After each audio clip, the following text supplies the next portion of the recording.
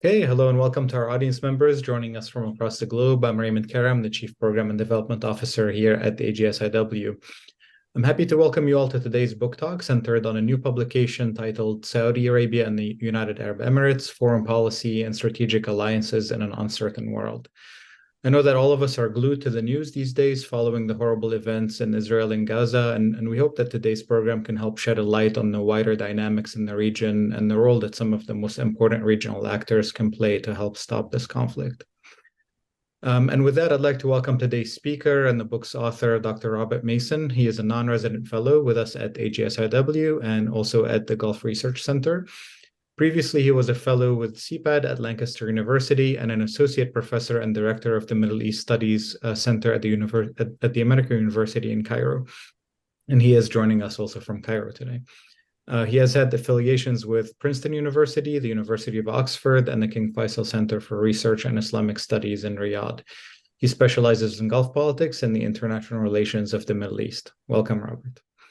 Moderating the discussion today is my colleague, Kristin Diwan, Senior Resident Scholar at AGSIW.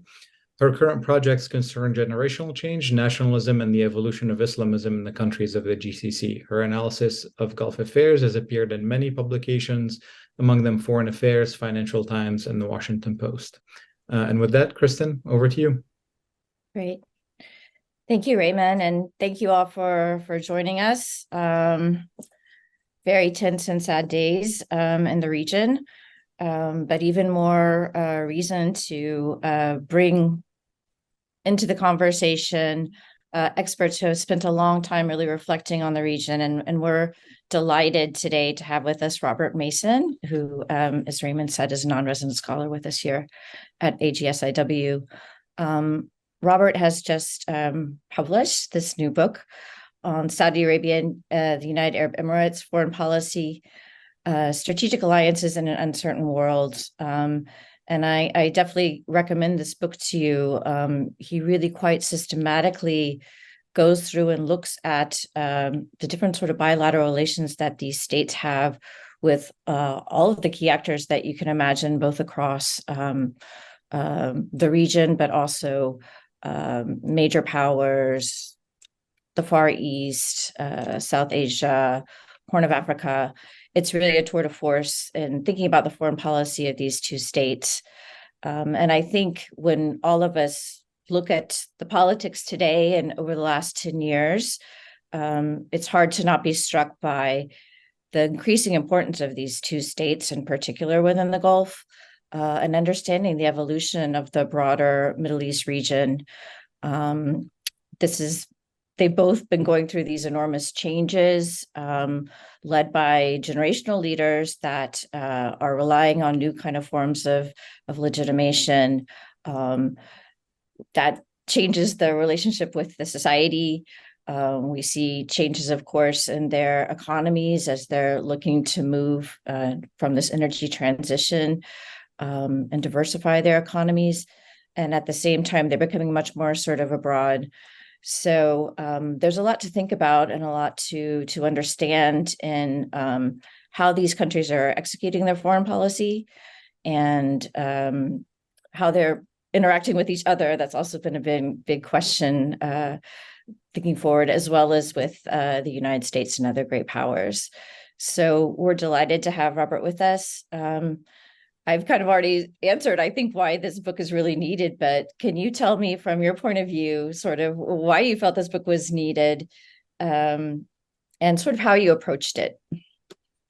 Sure. Thanks very much, Kristin. Great to be with you as AGSIW first of all, and with you particularly as a discussant.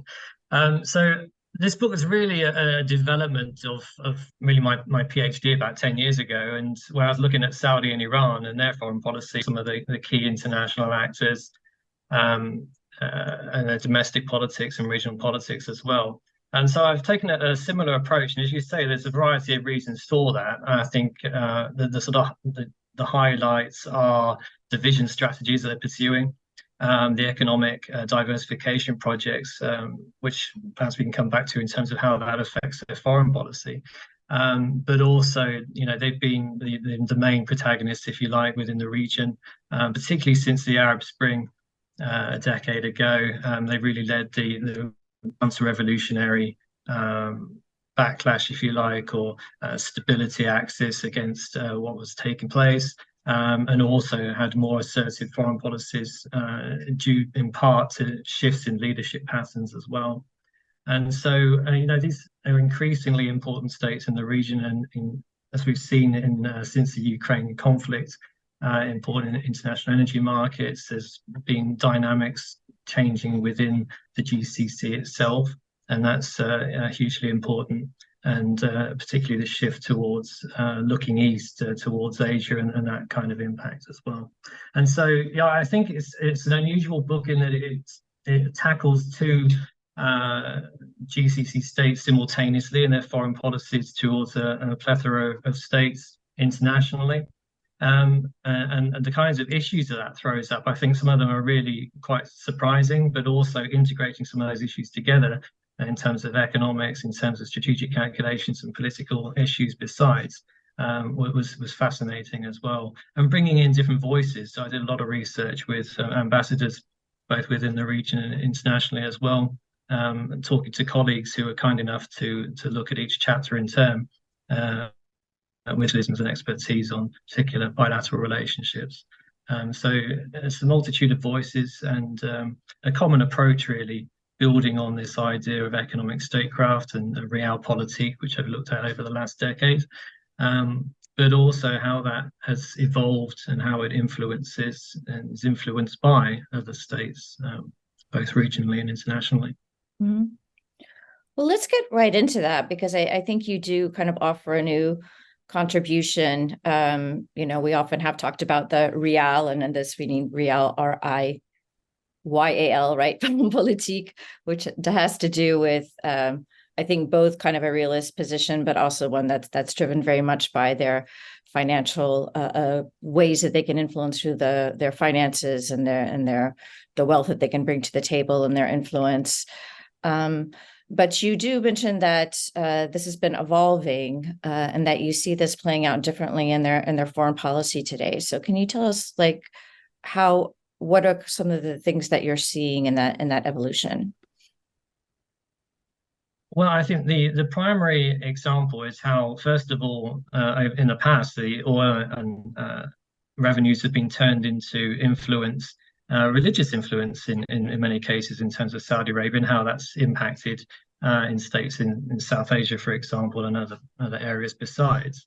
That's really developed over a period of time with the vision strategies, and more recently how the PIF, the Public Investment Fund, has directed its assets more for internal development. Emirates is also interesting because it has an early mover advantage in terms of trade and investment internationally. In pursuit of CEPA's, comprehensive economic partnership agreements, it's been at the forefront, the vanguard of developing bilateral relations on an economic basis and using those relationships to leverage on a regional basis as well. And so you've got this strategic calculation globally, increasingly globally, of developing joint ventures, investments in strategic industries, key bilateral industrial partnerships, and leveraging those to be a more strategic actor over time. And what that tells us about how small states behave is quite surprising, because the small state is supposed to concentrate on more domestic and regional issues, but this is a state which has transitioned to something quite different, and is using that influence to quite significant effect. Mm-hmm. So that's a major shift. And in terms of the book, you see this transition taking place between the states, whereby Saudi Arabia, which was known to invest heavily in Islamic projects and mosque construction, this kind of thing, are actually changing, so that you find that Emirates now is investing in mosque construction, for example, in Indonesia, and how Saudi Arabia is taking on a different role in terms of how it is now becoming more of a mediator, for example, in Sudan, and how that role was traditionally defined as a small GCC state occupation. So it's really a very fluid between these states, and indeed in their foreign policies generally. Yeah, well, let's stay with that just a moment, because of course you're right. We usually think of Saudi Arabia and its foreign policy as relying quite a bit on its role as the leader in the Islamic community. We have seen big evolution in how they're presenting themselves, both at home and abroad right now. And I guess we can talk about it moving towards a stronger nationalism. How do you see that playing out in the way that they're building their ties across this whole string of different countries that you look at in this book? Well, certainly nationalism is one issue, and it's one which has perhaps been sparked more by intervention in Yemen and the need to carry socioeconomic development through to generate positive or desirable change within the domestic sphere. That's not the only thing that's having an impact. There's also been other reforms, particularly targeted at youth, employment projects and so on. And this idea of tolerance coming through heavily, this idea of attracting expatriate labor to bring in the expertise needed to function with the transition to a post-frontier economy. And so there's a lot of moving parts to what these states are trying to achieve and the means by which they are being pursued. Certainly it's been something which has been developing and has changed also. For example, as Emirates pulled out of Yemen and started de-escalation within the region, that's also generated a new dynamic of its own in terms of the kind of economic partnerships it's pursuing in the region. Mm-hmm. Well, you, on a sort of more conceptual basis, you describe this as a new form of relations called relational autonomy that they're developing.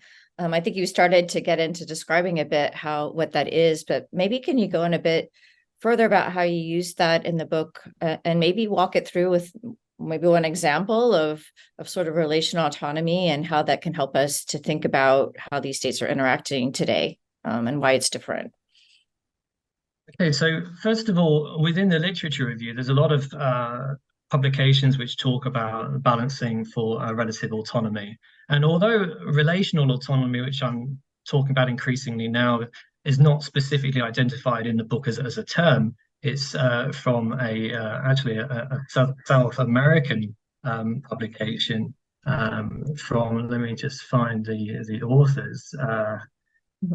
It's Russell and Kaplian who published this article talking about relational autonomy. It's absolutely fascinating how the development and regionalization that's taken place in South America is now functioning to a large degree in the Gulf. And so what I mean by that is when you unpack the changes, the socioeconomic changes. So for example, the role of women, although it's relatively small effect and impact in the military, for example, the kind of soft power impact that has and the kind of imagery in terms of the woman soldier holding the baby coming back from Sudan, from the evacuation there, the kind of domestic military industrial projects that they're pursuing for maximum autonomy over the long term, the kind of regional de-escalationary trends which are taking place and the kind of potential for cooperation. I know at the moment it's looking pretty bleak, but in terms of the potential for cooperation on things like climate change, on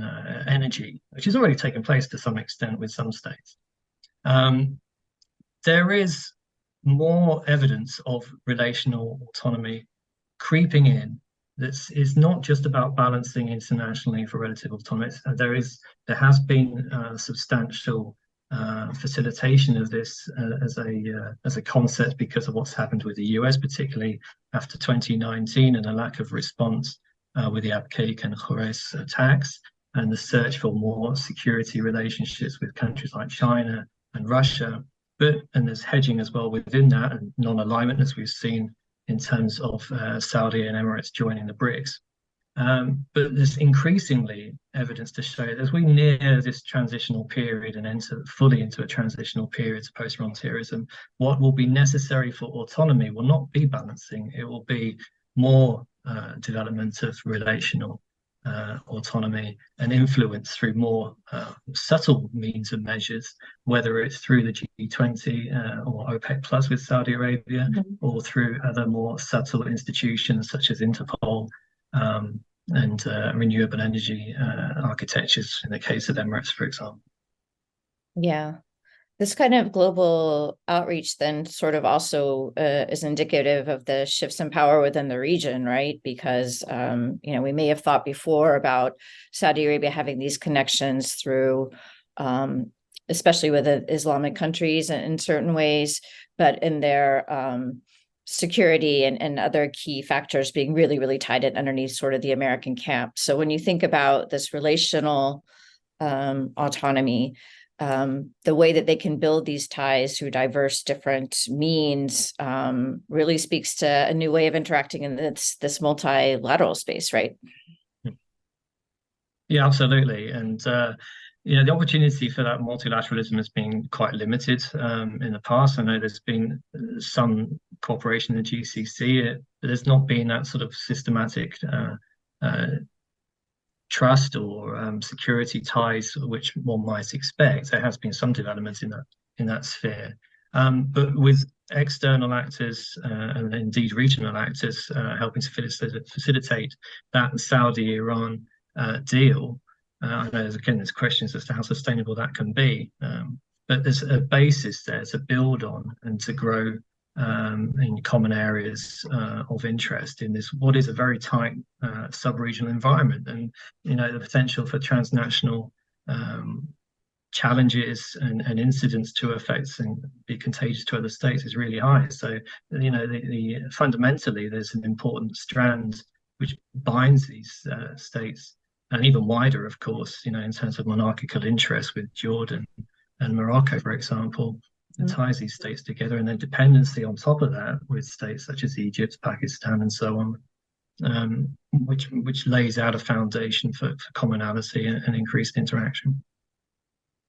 Well, let's move into some of these bilateral ties. As I move into that discussion, though, I do want to recognize everybody who's here with us today. Thank you, and please do be thinking about your questions, and you can put them right into the Q&A box. I'll be happy to kind of integrate them as we're going through these different topics. Let's start with Iran. You mentioned de-escalation as one of the trends that you're seeing now, but obviously that hasn't always been the case with Iran. When you were looking more closely at the bilateral ties of these two states with Iran, what are some of the things that really, really struck you, and how that's been shifting?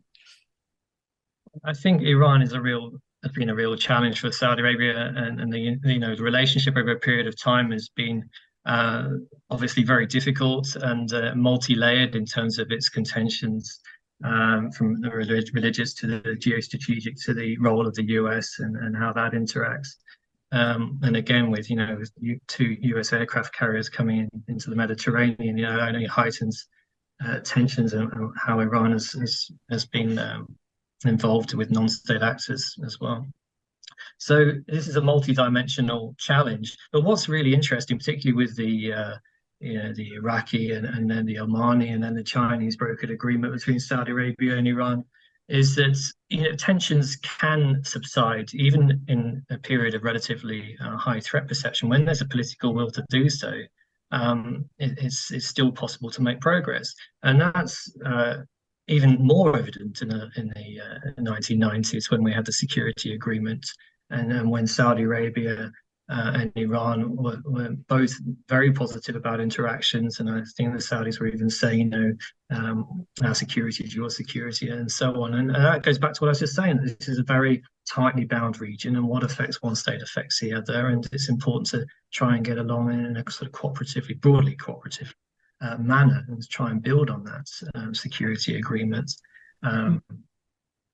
So where there's a crisis and a challenge, I think there's also an opportunity to roll out a more wider understanding of where both states stand and what their interests are and how there might be common grounds. But obviously that's quite difficult when there's other external actors involved with their own national interests, and what has been quite sort of an ebb and flow of relations under the Obama administration pursuing the JCPOA, which was quite positive in terms of nuclear diplomacy, but also had some GCC state contentions attached to that. And then during the Trump period, where there was a carte blanche and transactional approach, which was in favor of GCC autonomy, state autonomy, but which was more of a sort of zero-sum game in terms of how it was perceived in Tehran. And did you find kind of differences between how Saudi Arabia and the UAE approached this question of Iran? Because obviously this is kind of the biggest strategic challenge, I would argue, for both of them in some ways, or the biggest security challenge. Since you're looking at the bilateral ties, what did you find in thinking about that? Certainly, I mean, the power differential between the members of the GCC is well known. You've got the Saudi Arabia hegemonic power and the smaller GCC states. But as I say, and as I've sort of drawn attention to in the book, that increasingly it's very difficult to label these states as either middle powers or small powers. I've written about that also in another publication about Qatar and Emirates and how they derive influence from different sources. So on the one hand, there are contentions, and I've talked about that in an Atlantic Council piece between Saudi Arabia and the Emirates, and how it's been both economic and geostrategic, but also sort of leadership threat perception combined. But it's manageable, you know, for reasons of monarchical interest, for reasons of shared geography, for reasons of common threat perception. But also, I think as time goes on, what we'll find is the diversification strategies of these states will become more unique and identifiable to each one of these states. So there's not going to be the sort of direct competition, head-to-head kind of competition which we're seeing at the moment. So that sort of lays out a fairly bright future in that case. And I think as long as they're both achieving progress, that's quite a positive development. In terms of their interactions with Iran, you know, there's a whole variety of a raft of reasons why Emirates tackles this differently. You know, you've got this community of Iranians in Dubai, you've got the historical connections. I think, you know, there's a notable diplomat and scholar that was talking about, you know, the wind turbines coming from Iran into the Emirates as a sort of cultural influence, which you just don't find in other states, not even in the Gulf. So that's quite interesting, and fish sauce and other cultural exports as well. But, you know, for Saudi Arabia, the strategy and the impact has been more direct because these are middle and regional powers at the core. But what's interesting is that Saudi Arabia, again, going back to the previous response, is that it's reorientating its policies, which favor economic interaction. We've seen that they're pursuing an economic partnership to some extent with Iran and with other GCC states in order to de-escalate, in order to support sort of the developmental model and interact on more sort of common threads. But with this very unstable environment that we're seeing at the moment in the Levant, it's difficult to predict how that's going to play out. Yeah. You, in your previous reply, you kind of worked your way through different American administrations and kind of showed, I think it demonstrated the challenge for these states that are still quite reliant on the United States in many ways to kind of navigate and our own political changes that are taking place across different administrations. But we know too, in this agreement that was just made as Saudi Arabia had made this decision to try to de-escalate with Iran, that they brought in China to kind of seal that, or to help perhaps hold the two powers to that, or to have more influence over Iran. How do you see sort of this evolution of these two very important states with these sort of great powers and how they're navigating that? With the US and China, you mean? Mm-hmm.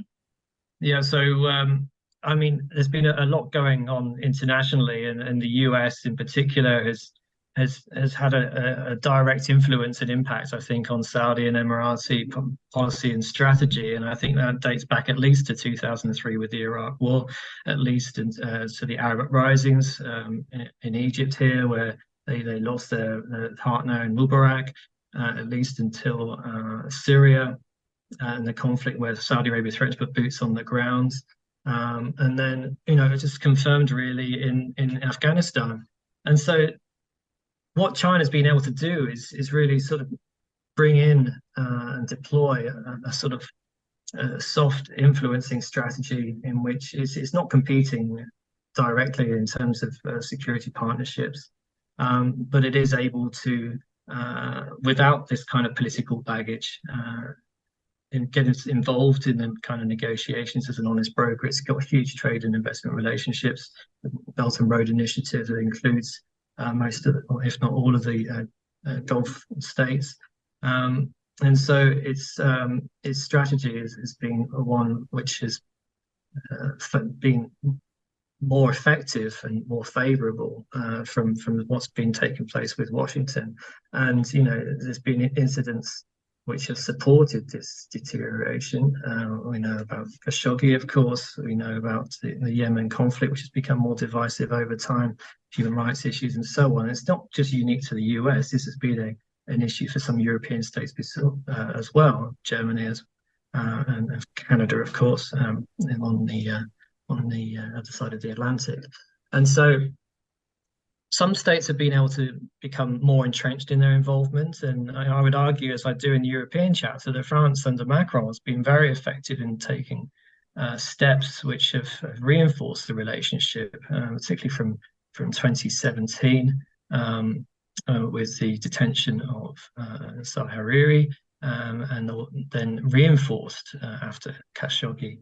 You see the arms trade relationship burgeoning, personal relationship burgeoning, and also coordination on issues which France is trying to achieve traction with in Lebanon, for example, on other dossiers besides. So whereas UK is arguably losing some of its influence because of Brexit, because of the internal trade and investment issues and coordination issues with other countries.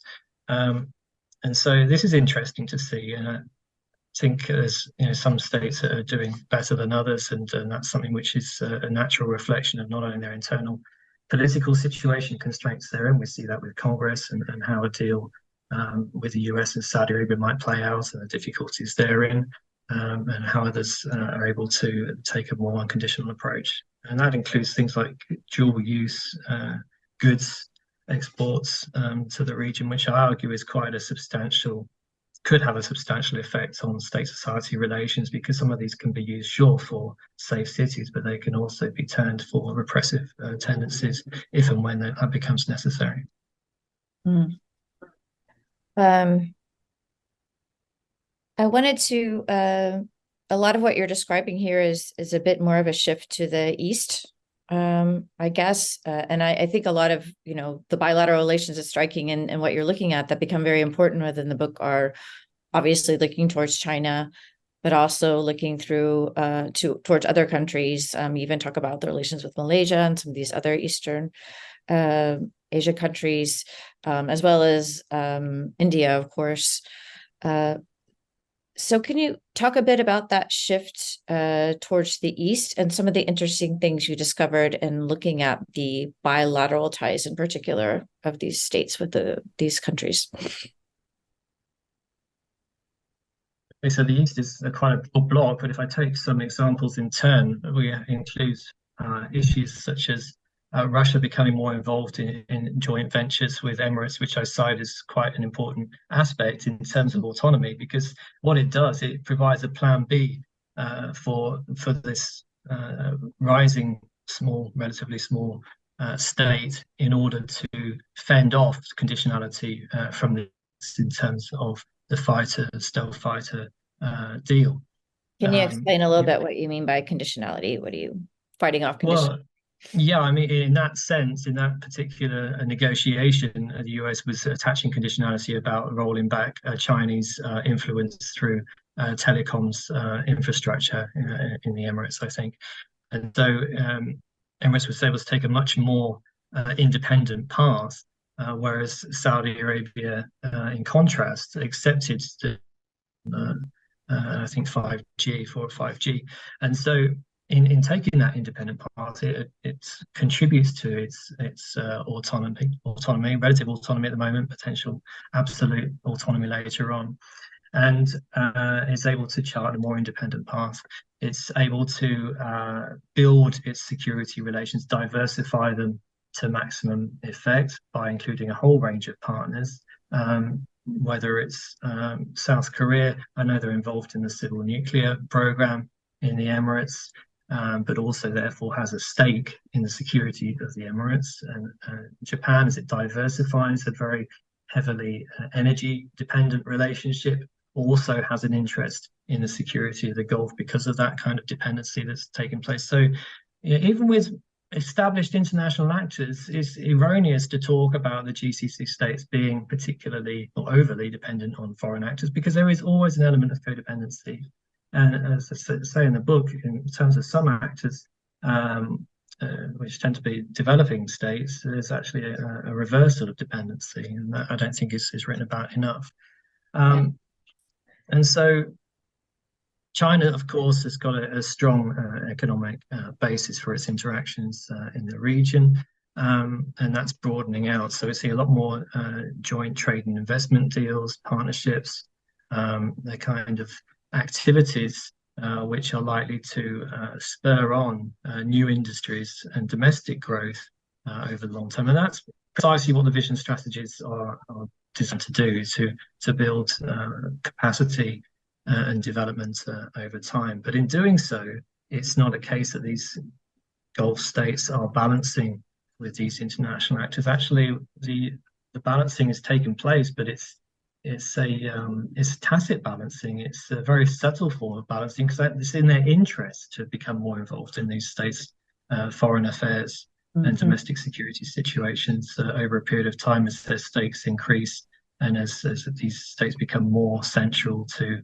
the international and particularly Asian markets growth for themselves and their own autonomy in their own region. Well, let's talk. You introduced this idea of a hierarchy of economic statecraft, which I think is very much you're kind of getting into now. Can you explain a bit more about what you mean by that? And I'm also thinking, just as you were describing that, I mean, if you're getting these much deeper ties with all of these different states, how are Gulf states sort of prioritizing amongst their interventions? Because obviously, if they're getting pulled in much more into all of these different states and their interest is in doing so, especially if you're looking at a small state like the UAE, I mean, there's a limit to how much it can be pulled into, across its different relationships. So, well, I think that's the interesting part. You would assume that there's a sort of finite limit, but I think some of these constraints to their interactions are disproportionate. That there is so much more activity now than there used to be, and that it's being perceived by both sides. For example, so I've just, it's not in the book, but I've just finished another article talking about how the Emirates is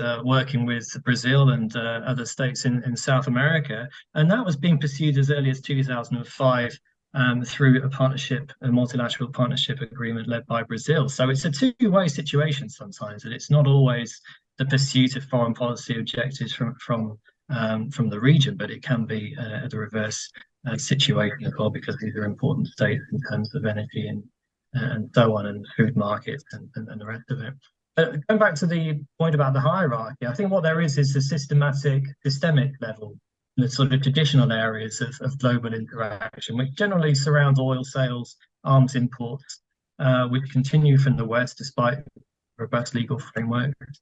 There's still use imports from China, technology and so on, which are becoming more and more important in terms of the volume that they're imported. And then the next level, I think, is more about expatriate labor and remittances, which again is more of a traditional aspect, and it tended to involve regional parties, Jordan, Egypt, and so on. And then there's shifting trade and investment patterns, which I've already alluded to, the comprehensive economic partnerships agreements are relatively new, building relationships with key states and regions. Many of these levels highlight issues of codependency, and there's another aspect below that, which I would argue is perhaps less economic but can still involve revenue, and that's Hajj policy, which is found to be a very subtle form of leverage over Muslim majority states on particular issues, which I've found to have a considerable effect. So from the sort of systemic issues, the global markets, right down to individual deals, and there's evidence to suggest in a variety of bilateral relationships, arms deals, energy transfers, and other aspects besides have been used strategically to achieve particular foreign policy objectives, whether it's as an incentive or as some form of punishment, then there's a variety of evidence to support that with countries. Yeah. Let's talk a bit about the Hajj politique, because most of what we're describing and going through shows Saudi Arabia kind of relying less on its Islamic sort of leadership and its new foreign policy and relationships. But this is obviously an area where they still have important prestige and leverage. You look through some of this in some of the East Asian countries. Do you want to tell us a bit about what these Hajj politique looks like, and anything that surprised you and how that plays out? Well, I think the term can include different elements. So it could be quotas, it could be particular visa policies at a given time, even COVID-related policies just a couple of years ago, which could be construed as being linked to either stemming the flow or opening the numbers, increasing the numbers of those who are allowed into Mecca. Because it's so tied up intricately with domestic political legitimacy for a variety of Muslim majority states, it's incredibly sensitive and important topic. Every Muslim has the need to travel to Mecca at least once in their lifetime. The demand, the pent-up demand in some states is huge. There's a long waiting list in some cases, and so with such an important topic, it can have a disproportionate impact over some states, and especially when they're pursuing particular policies that could be deemed to be detrimental to these particular states concerned, such as Saudi Arabia. Well, let's talk again. I welcome all of you to give your questions to Robert. Why don't we move a little bit to some of the current affairs then? Obviously that has everybody on tenterhooks about what's happening in the region. We haven't talked yet about the approach to Israel and the Abraham Accords. So maybe we can talk about that. Obviously, the UAE was the first mover in that. We've been looking at the United States perhaps trying to pull Saudi Arabia into that relationship as well. What did you find in looking at these two states and their approach to Israel, and why Israel at this moment then would be seen as an attractive partner, where obviously it was not even thinkable in the past?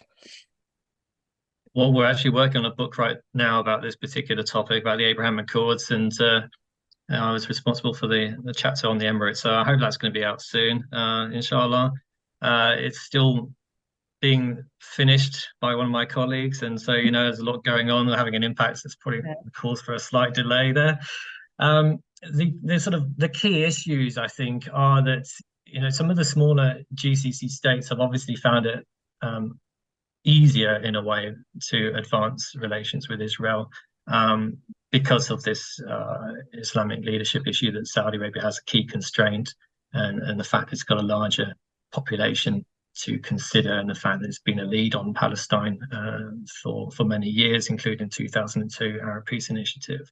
For Emirates in particular, it ticks a lot of boxes. So there's a security rationale, and that's been implicated in a lot of Emirates dealings with countries, even including the UK, where that software has been used to gather data. But there's other issues besides. Again, it feeds into vision strategies of boosting tourism and sports, new industries, cooperation, the high tech aspects, which of course is a commonality for a lot of these GCC states in terms of missile defense technology and the kind of cooperation that could lead to, including with the US as a third actor involved. The signaling that goes on, I think, is an under-researched or a less known element of the process, in that if the US president is in pursuit of this kind of agreement, it obviously is a strategy that reflects well on the bilateral relationship with the US. So it's not, although there's obviously a key bilateral relationship in terms of the normalization taking place, it's actually much more nuanced than maybe it first appears to be. And obviously, in terms of rolling out the signaling of rolling out new relationships across the Arab world was one of the issues as well, trying to build up steam and momentum and trying to tip the balance, whereby a lot of the GCC states finally sign up to this kind of accord. But in the of this issue, there's all sorts of politics and political systems, and nuances in the political systems, which gives one pause to thought. So of course the Arab Street is more or less in some cases inclined to have an impact, but when that's translated into official language in Kuwait, for example, in parliamentary impact and actions, and when it's translated into media content and other issues besides, these all have a bearing on the ways in which the GCC states interact on this issue. So clearly we've seen that in the Saudi case, it's more complicated and constrained in terms of congressional approval for some of the aspects which are being asked for, but it's just been overrun by other considerations in the last few days, which is facts on the ground is not conducive to the kind of stable environment in which national interests can be pursued without considering broader trends.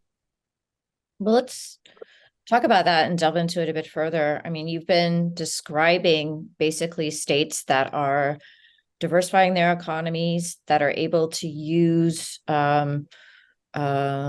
these new arenas that they're moving into, or industries, as platforms basically for diversifying their foreign policy and building other kinds of codependent relationships, I guess, or ties to other states, giving them a lot more balance and sort of outreach. We can understand now the desire then for de-escalation, but now we're in this situation of crisis. So what are some of the risks? I mean, what are, when you look at these states pursuing these strategies, are there things they haven't thought about? I mean, did they misjudge? Did Saudi Arabia misjudge in its outreach with Iran, when now we can see, in an explosive few days that whole kind of direction of de-escalation can be overturned? In short, no, I don't think there's been any misjudgment. I think the risk was always there, and Emirates partly engaged with Israel to stem the ongoing settlement activity in the West Bank as sort of a prerequisite. Whether that was enough. They actually stemmed it was supposed to, Whether it was enough in what's been taking place more recently is another argument. But you could argue that it's direct representation now puts Emirates in a much better position to influence facts on the ground. And remember that there's been a bit of competition in the GCC for influence on different dossiers. And the Qatar historically has been much more advanced in its economic statecraft in terms of engaging in Gaza than some other states. So that's certainly one factor to consider. So, having representation, even when the situation is incredibly difficult, isn't necessarily a bad thing. With Saudi and Iran, again, this is early days, and there's bound to be some serious bumps in the road, given the history between these two countries. Again, the timing of that agreement was quite unusual, considering that we're not in a period of low threat perception. Historically, these agreements happen in periods of low threat perception. So that's what makes it quite historic. Whether it can be sustained, I think at the time, a lot of scholars and analysts were raising questions about that. But I think, the next few days and whether this conflict expands into more regional dimensions will be key, because clearly that will be when it becomes less sustainable. But if it can be contained, it's been a very, very difficult time for the region, and it's one of many conflicts which has taken place recently, and has been for a very long time. But if that can be overcome and built upon, as I say, going back to this idea of building bridges and regionalism, I don't think it's too optimistic to consider that eventuality, because what it does is the moving parts are constantly shifting, and sometimes it makes it more advantageous to engage, and sometimes it makes it less advantageous.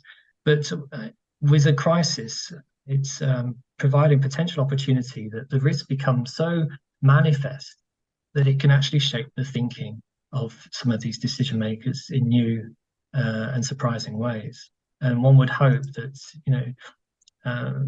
building on what Greg Gores was saying in the last meeting that you had with him, there's been a period of learning taken place over the last few years after various foreign policy issues, and that learning process hopefully continues, and with an eye on youth, as there is in many of these countries, one would hope that their future is also thought about in terms of stability, which is not only necessary for national security reasons, but it's necessary for these vision strategies to succeed, and for these states to become more autonomous and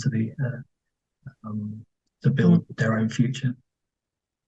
We have a question which sort of gets into the current issue a bit more directly, from Drew Richards. He says, how does the conflict in Gaza impact the dynamic between Saudi Arabia and Iran, especially with regards to Israel normalization?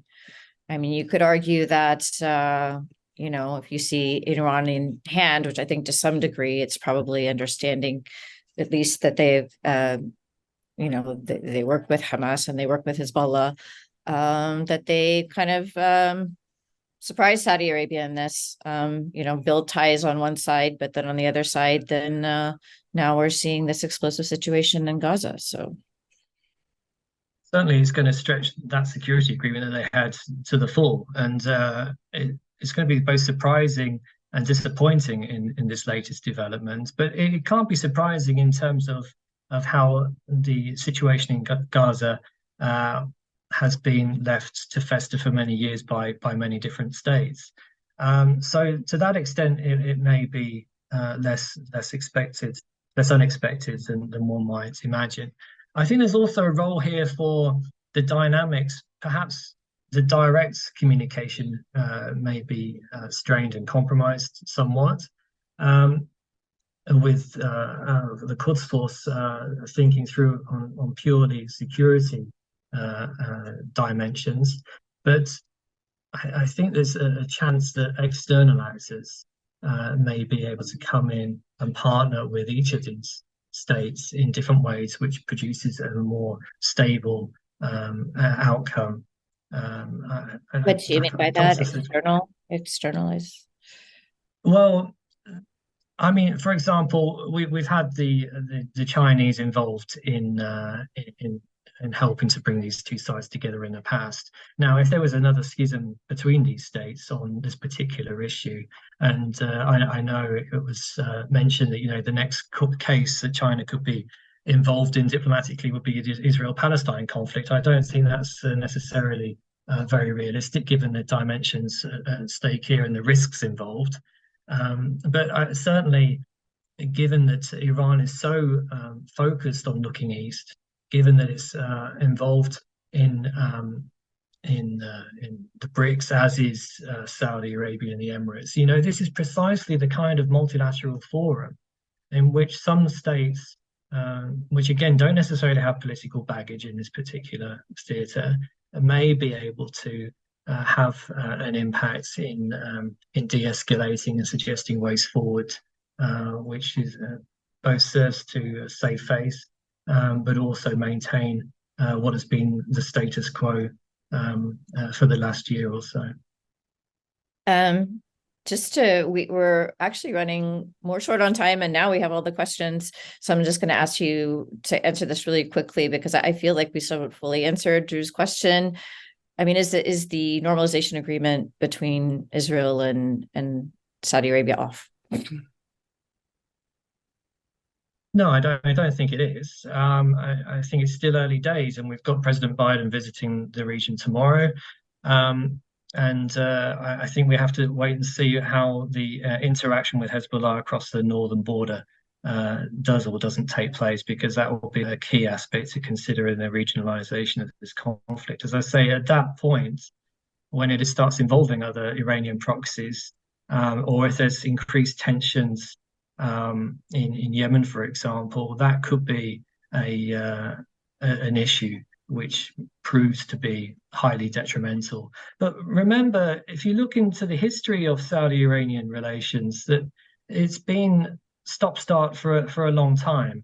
And, relations can deteriorate, but they can also pick up again. And it's really up to the leaders of both countries. So there's political will to try to obfuscate and blur and try to find new avenues to circumvent escalation, then I think that's achievable. But ultimately, it's up to the Iranian proxies to remain a little bit, what's the word, to make sure that they don't become involved in making this conflict any worse than it has to be. We have another question on this conflict. To what extent has the peace agreement or the Abraham Accords between UAE and Israel impacted UAE-Saudi relations? So, some people point to the fact that Emirates Abraham Accords with Israel is a factor in the Saudi-Iranian normalization. I don't really buy into that argument so much. I know it avoids some degree of Saudi marginalization in this process, but I think what it points to is the absolute necessity within the next 7 years is when the vision strategies are expected to be implemented. In most cases, in the Saudi case at least, and so the need for stability is absolutely key. And in order to arrive at that stability, there needs to be not necessarily a rapprochement, but certainly a new way of working in the Persian Gulf, which provides for some basic security and some resolution in the Yemen situation, and a degree more cooperation within the GCC itself in order to advance the kind of interests, the economic interests, the socio-economic interests of each party. And so there is competition for sure, but as I've mentioned, that this competition can be managed and is increasingly likely to be managed as these states diversify into new industries and that they become involved in new regions around the world, which boosts their distinctly different economic profile. Another question coming back to Saudi Arabia and Israel. Suzanne Jaffe asks, Saudi Arabia is the keeper of Mecca and Medina. When they normalize relations with Israel, assuming they will would that have a snowball impact on many other Muslim majority countries? So I guess there's kind of two questions there. One, if Saudi Arabia takes that lead, does that mean all the other Muslim countries will follow their lead in relations with Israel? I think there's also an interesting question about the trade-offs here, right? If they normalize relations with Israel, is that going to hurt their leadership, their Islamic credibility? Well, and I think that's why it's taken so long to think through a deal and its consequences. I think that's partly why the price has to be so high in terms of the US cooperation with Saudi Arabia in order to compensate for this kind of backlash that may occur. We've already seen in Malaysia and to some extent other countries as well, the kind of struggle for leadership of the Islamic world and how it's been dealt with in the past, largely through different methods, both political and economic, in terms of the kind of aid that's been offered, and in order not to participate in these kinds of conferences and so on.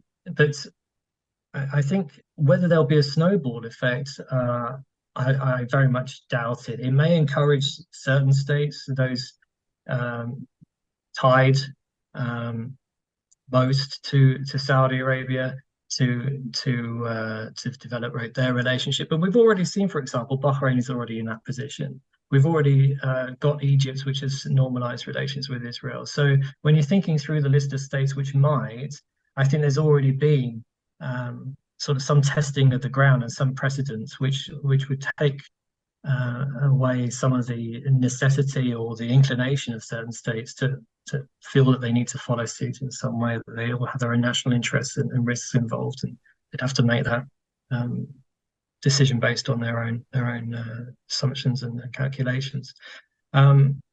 It's in terms of its leadership of the Islamic world and its impact. Well, I think this is why the next few weeks, months, and so on will be key, because it was difficult already, and what's happening now makes it much more challenging. And so certainly we're not going to be in a position to advance that negotiation in the short term.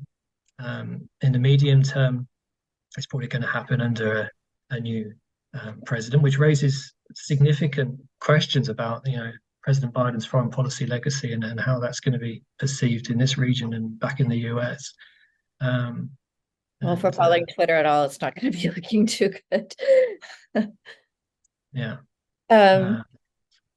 Let me ask you, there's one more question here about a state we haven't talked about yet that's very important in the region. That's Turkey. Turkish-Saudi relations have turned around very quickly since 2018, and the two now even enjoy a high level of defense cooperation. What factors may have the potential to sour Saudi-Turkish relations in the future? And do you foresee perhaps a Turkish pivot away from Israel and towards Hamas as a result of domestic pressure that might drive a wedge between Saudi and Turkey? Okay, so there's some different points to pick up there. First of all, I think there's been a huge realization in the Gulf and in Turkey that they need each other in terms of their economic cooperation, and there's a huge complementarity between the two in terms of what Turkey can offer and how that can be literally built on, because they're obviously involved in construction and other industries which are useful to the GCC states. But in terms of geography, it's difficult. Clearly, Turkey's got its hands full in northern Syria at the moment. I think it's taking off now after the Turkish presidential election has created a sort of few years of predictable politics there. But whether or not domestic issues can come in between, I think it has been an issue in the past. And certainly there's potential for it to become an issue again in the future. And there's some accusation of neo-Ottomanism and the kind of competition that's taken place in different theatres, in Libya, for example, and so on. But I think we're moving past that again. It's into a period where economic interactions are prized. The energy cooperation, including in the Eastern Mediterranean, is something which is perhaps on the cards. Although again complicated by what's happening in Israel-Palestine at the moment. But certainly there's an upward trajectory, and I think this is one of the bright spots of the regional development, which gives you reason to believe that more cooperation like this can be rolled out, and that it can lead to de-escalation in various theatres, where in the past it's been much more ideological. But as these issues have gone on, I think both sides have realised that it's not in either of those sides' interest to continue. And we see that with Turkey and Egypt as well. There's movement, and these are reinforcing trends. The GCC on the one side and other states on the other, having an impact in building their relations with Turkey. Well, we're closing out of time here. I think I have to say I'm really struck by sort of the optimism and the positive kind of future that you see here. I mean, you're painting a picture of sort of less emphasis on ideology, the power of sort of new economic ties to build kind of codependent ties across the region. It does give you sort of hope, especially when we're seeing this current, explosion of violence, probably from an area that has not been linked in with those ties very much. We'll close here, but I want to give you one last moment to tell us sort of anything that you think that doing this work taught you, or anything that you saw surprising. And all of your work, I have to say, I'm really struck by from our conversations and stuff. We go beyond your book to all of these other projects that you're working on, looking at all of these ties across the region. So we're definitely really indebted to you for the knowledge that you bring across the board and the foreign policy of these states. But I'll give you the final word, and I'm going to hold up your book too, so people know which book to purchase here. And there is a discount token, I think, on there is a discount in the in the chat right now, so 30% off if you can buy Robert's book. Go ahead, Robert. Well, I just want to emphasize the fact that the optimism, I don't think it's misguided. It's the idea of peace building, and the region has gone through a lot of conflict. But I think increasingly there's awareness at all levels, whether it's state or civil society or international actors, that's where there's crisis, there's opportunity. And as we've seen in the past with the Oslo process and the Madrid conference and so on, that they're out of these difficult situations, if there's political vision and political will, that there can be progress. So I hope I'm not too sort of naive in that, but having looked at what's taken place globally, there's so many different inputs into this region that it's highly complex, but there's new dynamics taking place, which makes me highly hopeful that even if you're looking at the cold hard nature of the economic aspects, for example, and just cold numbers in terms of trade and investment, the requirements to get to those kinds of figures means that you need to build ties and set the theatre for more cooperative relations. Okay, well, we'll close on a moment of hope then. So I really want to thank you, Robert, for joining us here at AGSIW, and thank you for all of the work that you contribute to what we do. Again, please look to Robert's work, both not only through this book, which you can get the 30% discount in our chat, but also through his other numerous articles, and where he's delving into these issues across the region of foreign policy from these two hugely important states within the Gulf. So thank you to all of you, and I look forward to seeing you at some of our future events here at AGSIW. So thanks, Robert.